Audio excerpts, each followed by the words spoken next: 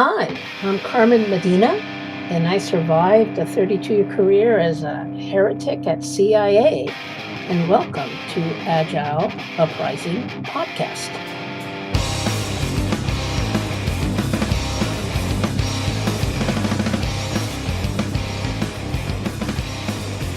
Hello, welcome to another edition of the Agile Uprising Podcast. I'm Andy Clef, and I'm very excited to have as our guests on this episode Carmen Medina and Lois Kelly. Carmen is a retired CIA analyst. Great to have you. Hello. And Lois is a speaker, coach, and teacher. Welcome. Hi. So together, the two of you started a movement which you call Rebels at Work, and you have the express goal of empowering people to create change and find more meaning in the workplace. What a powerful mission. Share with us your origin story. How did you first meet each other? This is Lois. I went to an innovation conference, and Carmen was, I think, the second to last speaker.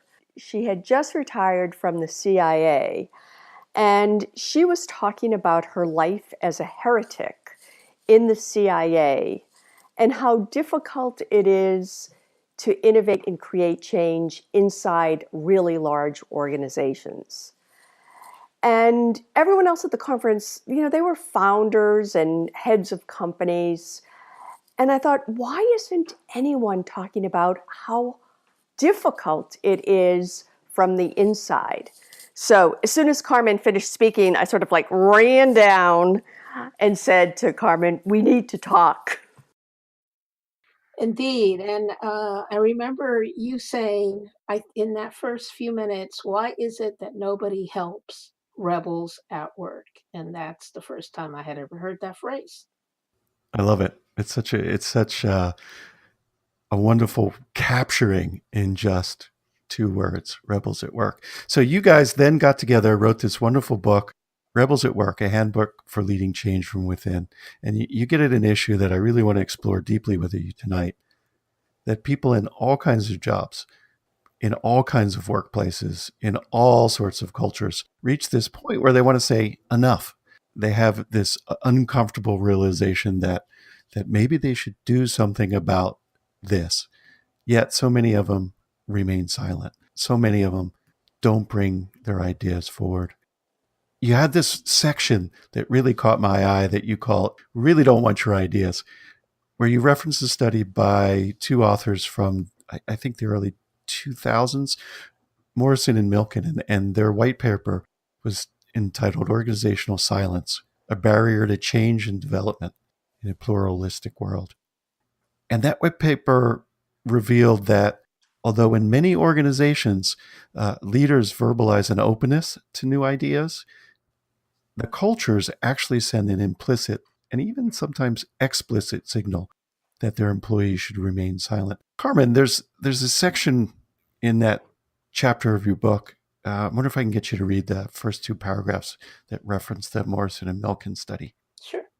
Because managers may feel a particularly strong need to avoid embarrassment and feelings of vulnerability or incompetence, they may tend to avoid information that suggests weakness or errors or that challenges current courses of action. It has been shown that when negative feedback comes from below rather than from above, from subordinates rather than bosses, it is seen as less accurate and legitimate and as more threatening to one's power and credibility. Thus, a fear of resistance to bad news or negative feedback can set into motion a set of organizational structures and practices that impede the upward communication of information. I bet many of our listeners are familiar with those kinds of structures. I bet you too, Carmen, in 32 years in the CIA, You bet. experienced that phenomena, organizational silence, Yep. intentional withholding of ideas.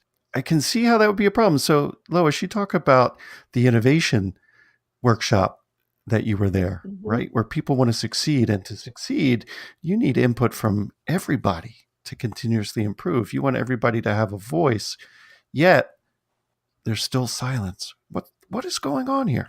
Well, sometimes people in a company actually don't want everyone's opinions. They say they do, but they're not sincerely interested in hearing those ideas. It's just sort of lipstick on a pig. So I think there's some of that. I think in some organizations, that just their status, there are people equate the value of ideas to titles. I know it sounds so ridiculous, but I think that's alive. I was in a company recently and someone said, well, he's a senior vice president and the other guy, he's just a specialist.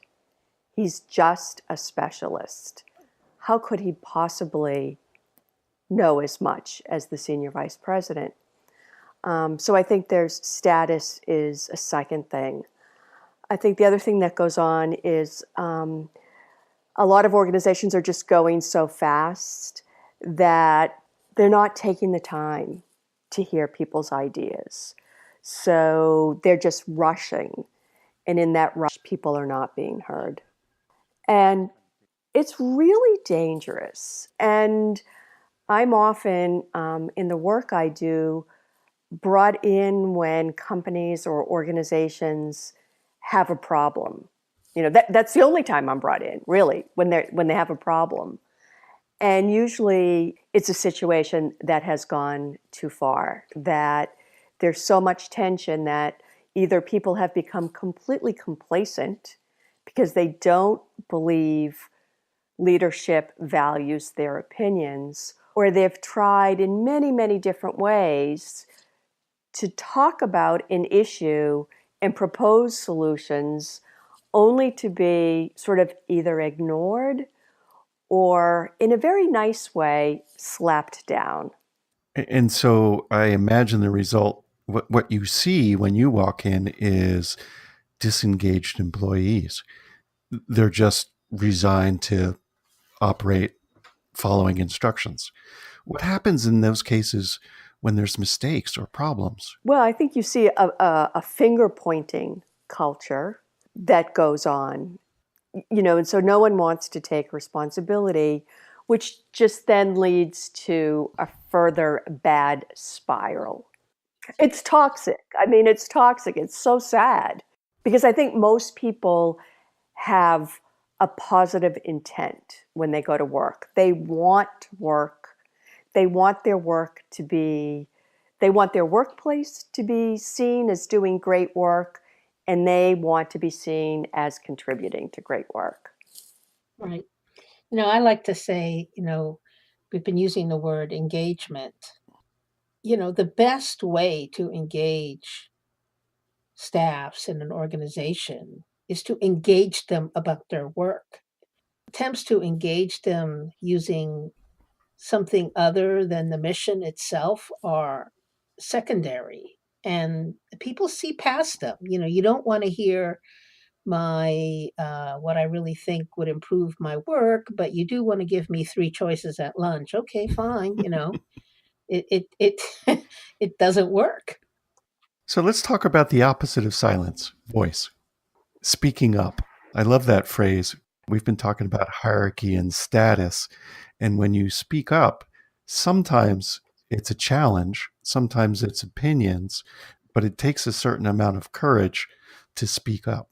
Now, there's lots of different ways. When you walk into a place where silence is the norm, when you walk out and voice is the norm, how do you approach that transition? What is the path? What does it look like? That's a really great question, and it's a really big question.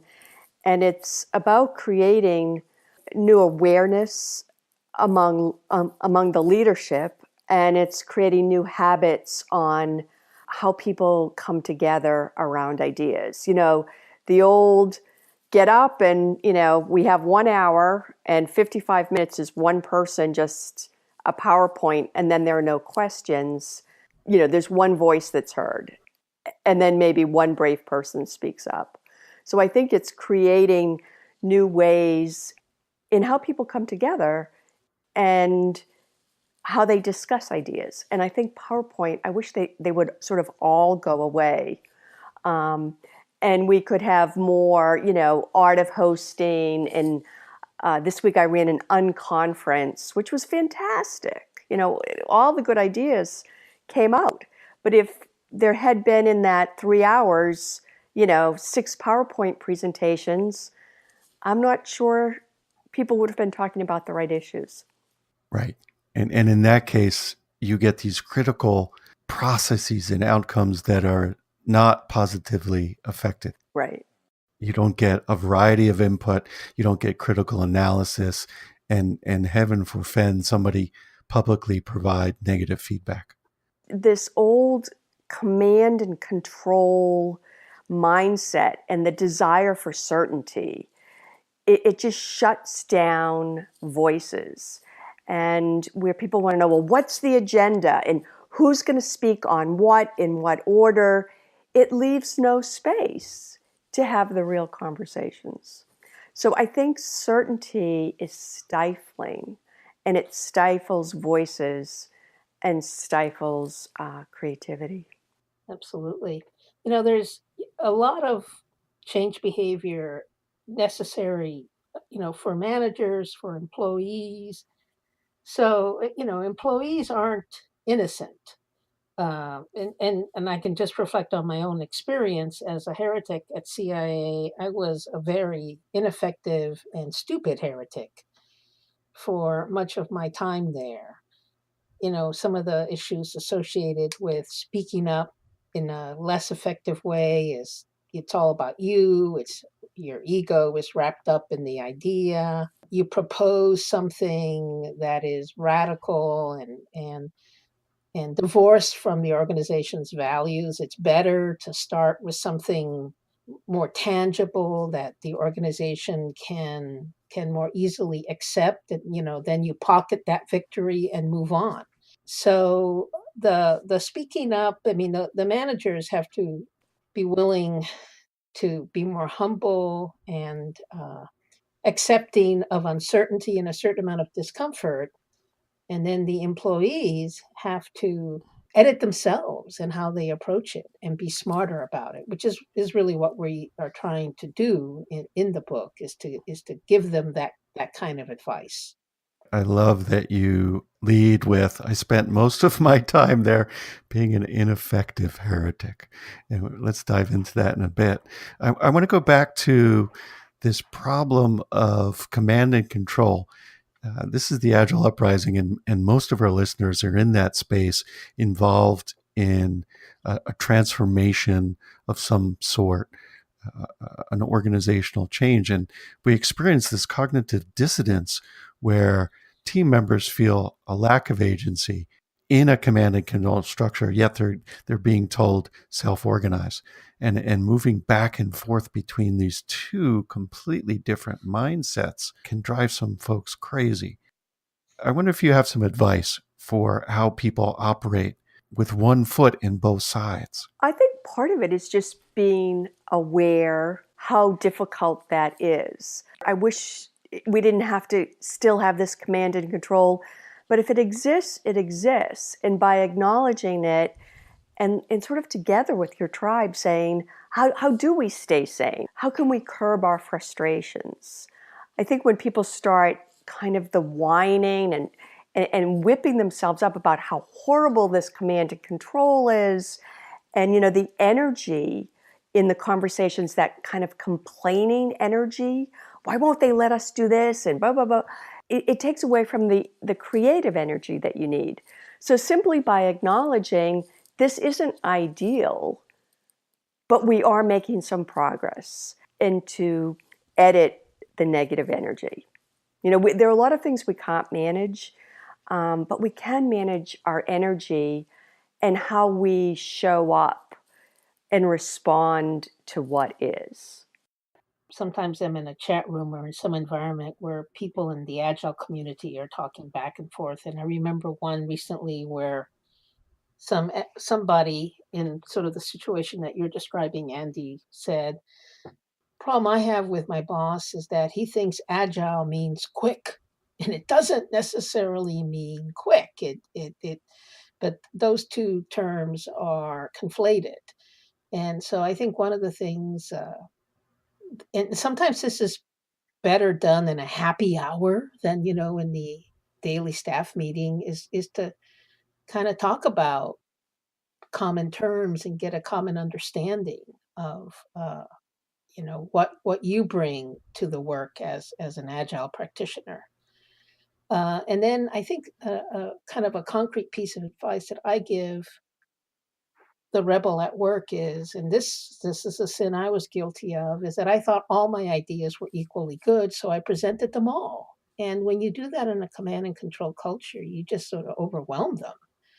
And so I actually recommend, at least when you start out, to edit yourself, to think about what's the one really good idea that I have that I'm going to propose first to see how the ecosystem responds to it.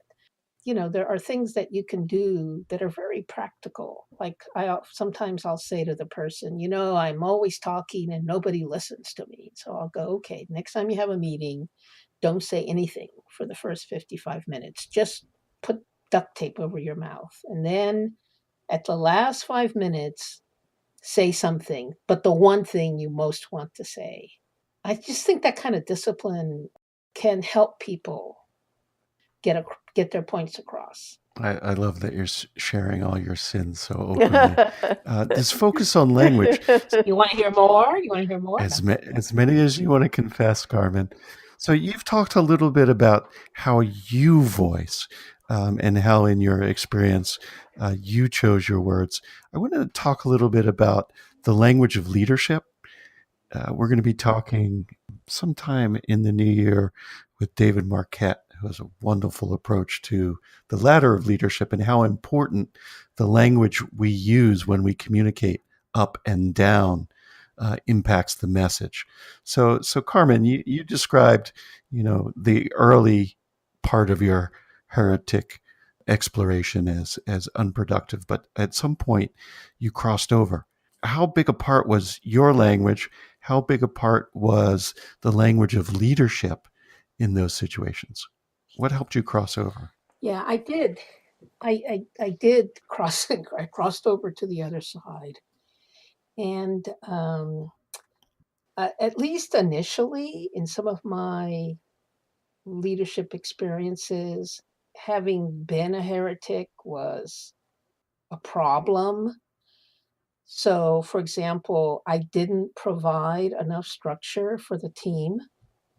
I just assumed, I kind of imagined how I wish I had been led, and was therefore creating that environment. And maybe it's just because people are so used to an organizational control culture. I didn't get the responses that I was hoping to get. And so I, at least for a couple of projects, became a little bit more directive. That was hard for me because that's not a very good style for me. Eventually, though, I when people would ask me what my management style is, I have a one word answer, which is conversation. I have a very, open, patient approach to hearing what people have to say. And sometimes people respond poorly to that because they're used to that kind of hyper efficient approach to management. A thing that I've learned over the years is that it's very difficult for a manager to persuade employees that he or she really wants to hear their ideas. So you have to really use different language, like, what did I get wrong? Or what am I missing? Or how would you do it differently? I mean, I think if you want your team to engage with you in that way, you can't just say any comments. You have to really put yourself out there in a very humble way and say, I know I've messed up here. What do you see that we could be doing better? And I think that's very rare. So you have an explicit invitation for input. Exactly. It sounds like somehow you've pre-created a safe psychological atmosphere. Well, yes. I mean, you don't want to create an Admiral Akbar moment where it's a trap, right? So it's a Star Wars reference for people who don't get it. But management and being at work is just about being in a relationship, and you have to have had a lot of moments of trust and transparency before you can pose a question like that and an employee will believe you. Yeah. So, Lois, in your consulting, do you listen to the voice that the leader's using? I do. It just this, people don't realize this sort of military command and control language that's used. I mean, I was in a meeting the other day and people said, what we have to do is hit the ground running.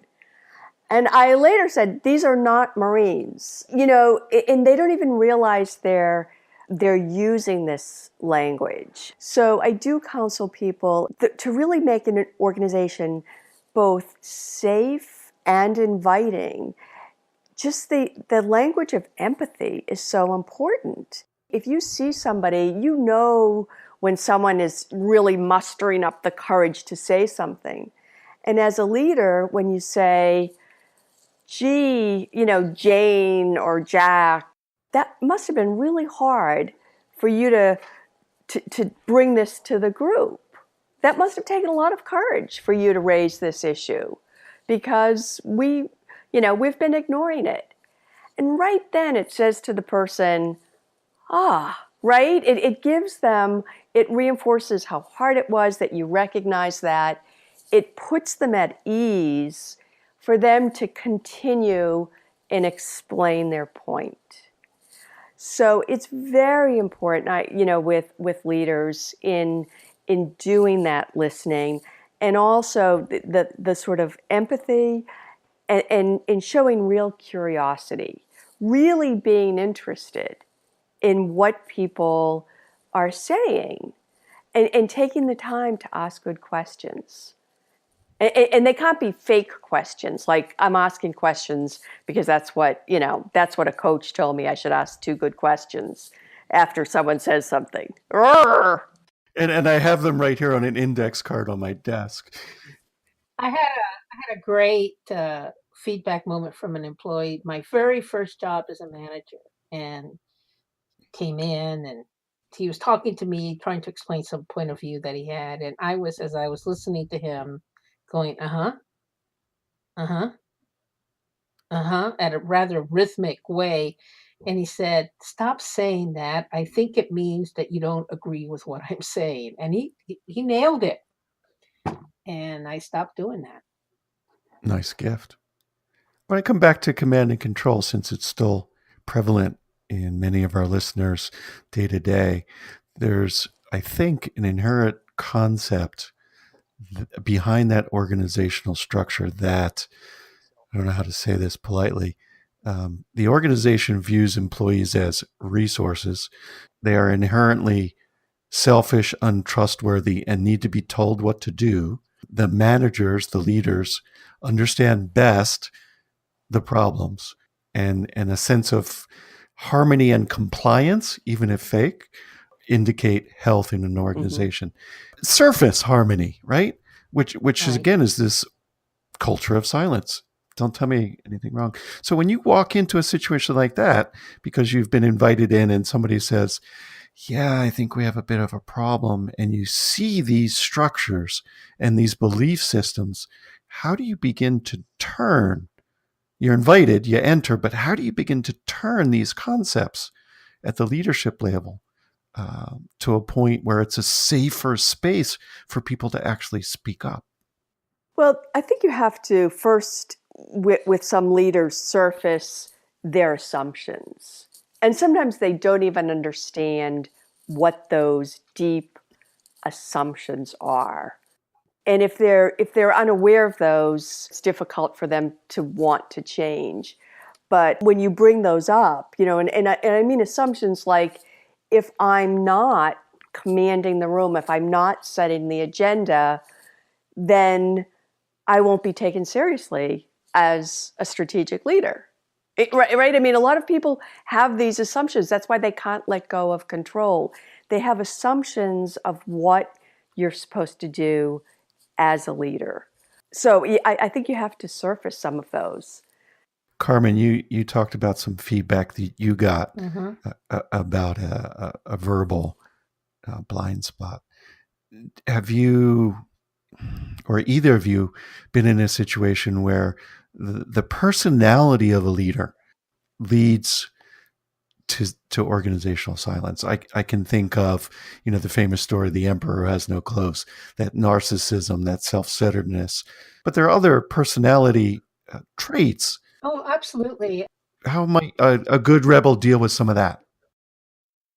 A lot of what passes for good ideas are things that limit voice, like, and I know we all hate meetings, but stand-up meetings. Oh, I only want the stand-up meeting.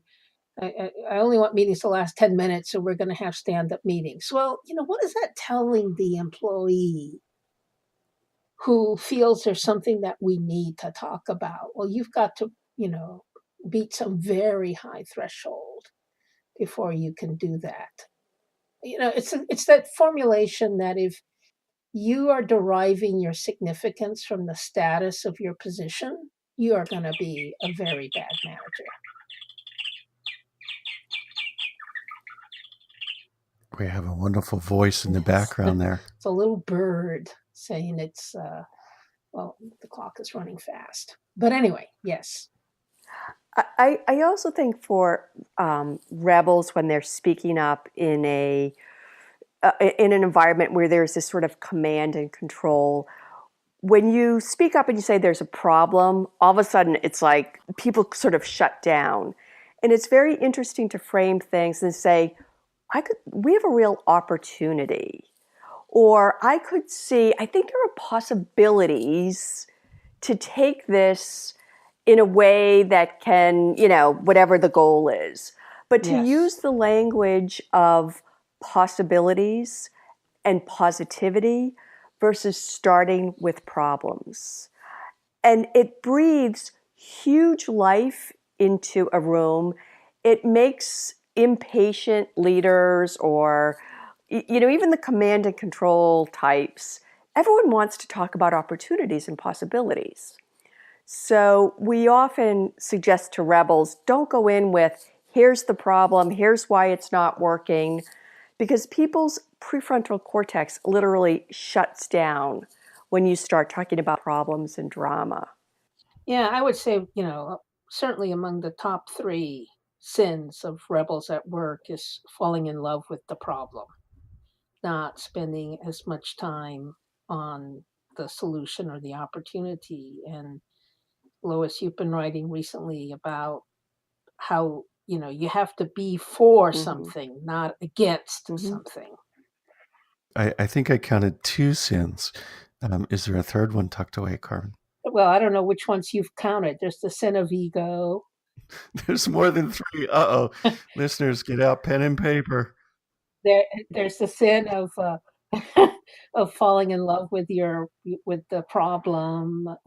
There's this, well, it's related to the sin of ego of not building your alliance as quickly as you can. And one of my favorite phrases is the narcissism of small differences, which is a Freudian concept that even though you agree on the same long-term goal, you let small tactical differences turn you into bitter enemies. It's unforgivable when you're trying to make important change in a large organization. Well, we do a lot of that in the agile space. And that's where a good leader, or anybody can be a leader, but to get people back into what is that bigger picture thing we're trying to get to. And I also think one of a great practice, and you don't need management buy-in, just teams can do this, is appreciating what is going well, appreciating the progress that is being made. And that changes the tone of everything. There's a lot of groups I've been working with, and it's a simple practice, but on Fridays, people they post the three things that I accomplished or we accomplished this week. And I think when you have huge, long-term, complex projects, it takes a long time. And sometimes you think, are we getting anywhere? And when you can together remind yourselves you are making progress, it lifts spirits, and it helps you get away from that bickering mentality. Those are a couple of great experiments. Thank you for those both. You talked a bit about building alliances. Let's unpack that. How they work, how you build them, how you uncover them as a good rebel. You have to socialize your ideas first with others, and you need to take that uh, socialization experience sincerely, that you really are looking for people to change your ideas. So the same language a good manager would use, a good rebel would use, this is what I think might help. What am I missing? What am I getting wrong? I think one of the things that you need to do is not everyone is going to be gung ho for your idea. And you need to not, you need to have like a big tent. You can't say, you can't assume that the quiet people aren't in fact potential supporters, and you can't give up on people who oppose your ideas, because the very best supporter is someone who could have been an opponent of your idea. So I like to throw out these sort of crazy questions. If you're making a presentation and it's clear from someone's body language that they just hate your idea, you can ask them, okay, I know that you hate my idea, but what part of my idea did you hate the least? Now, that question has the element of surprise. And if they answer you, then you sort of have an opening to explore where there might be some convergence between what the two of you are thinking. I also think with building alliances, you need different kinds of alliances, right? So I think that you need sort of a support pack of people to run with that are going to help think about, how do we get this through? How do we make it, make the process of getting things through bureaucracies. And then I think you need a wild pack, right? The really creative, wild thinkers. And those are probably the people who are not good people on how to get buy-in, but they make the ideas amazing. And sometimes for us to understand, am I best in the wild pack, or do I add more value in sort of the support pack? And I think there are different questions I always love to ask my support packs, what is the easiest thing we could do right now to move this ahead? What's the easiest next step? And they usually know how to do that. And I love to ask the wild pack, what's the bravest thing that we could do that would that would really propel us forward? So I think there are different kinds of people who have a different lens into how to, move an idea along. And I think as people, we play different roles. I mean, there's some things that I'm usually best in a wild pack, and I tend to be an impatient person. And when it gets to like moving things along in a really good way, those support people, they usually tell me, we don't need you anymore. In fact, you can be too disruptive. And I really appreciate them saying that. So I think it's where you are, and are the ideas sort of really kind of baked and good and now they have to be sold in? Or are you still really in the figuring things out stage? Great ideas. We're coming up to the end. We'd like to leave some time for you guys to share upcoming events, places you're going to be, some shout outs you'd like to make. Carmen, what's the rest of the month look like for you? Let's see. Actually, December 10th, or no, it's December 11th. I'm in California to do a keynote at the California STEAM conference: science, technology, engineering, arts, mathematics. And sometimes when I'm not wearing my rebel work hat, I talk a lot about how to be a better thinker. And that's sort of what that's going to be about. And then one other thing I'll mention, I'll be back at South by Southwest next year in March. And my topic is the mediocrity trap, how to avoid it. And Lois, what's cooking for you? We're planning Courage Camp. We had a sort of an experiment last summer, and it was, people loved it so much that we're going to do 3 Courage Camps next summer. We're going to do one in June in Rhode Island, one in July in France, and another one in August. And it's, the people who came to Courage Camp were sort of, I would say that they were rebels, and they really needed a time out. So it's a chance to kind of step back, look at what's important to you, look at what's working for you at work, and what you want to do next. So I'm doing that, and then I'm doing a program on courage and resiliency in January for a conference of home healthcare executives. And I think these people are the angels of the world. They lead hospice organizations and they have government regulations. I'm really looking forward to that. And I'm also doing, right after Thanksgiving, I'm trying to get my own courage up, and I'm doing my first onstage performance piece in a storytelling slam. So should be great fun. I'm very nervous. Oh, that's a lot of courage. I love it. I love it. Really beautiful to put ourselves out there and stretch those muscles. Right, and different muscles, right? I think once you get thinking that you've got it figured out, you've got to go out there and learn some new things and put yourself on the line. Awesome. We'll include for our listeners links to those events. We'll also include ways for you, our listeners, to get in touch with Lois and Carmen. They have a wonderful website, rebelsatwork.com. We'll include that.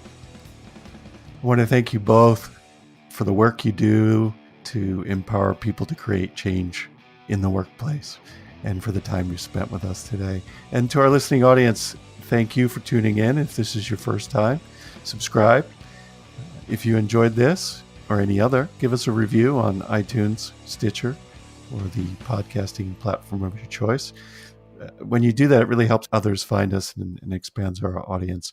And finally, speak up by sharing your experiments about breaking the curse of organizational silence and challenging what no longer works in your workplace at the coalition.agileuprising.com.